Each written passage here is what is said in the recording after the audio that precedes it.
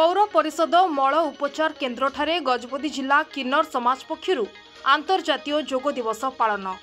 गजपति जिला पारलाखेमुंडी स्थित पौर परिषद मल उपचार केन्द्र ठारे गजपति जिला किन्नर समाज पक्षरु आंतरजातीय योग दिवस पालन करा जायछि।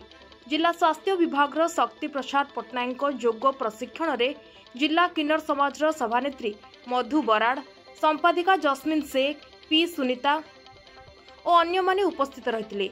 योग करी किपरि निजको सुस्थ रखा जाय परिबो से नै अतिथि माने निजर वक्तव्य प्रदान करथिले।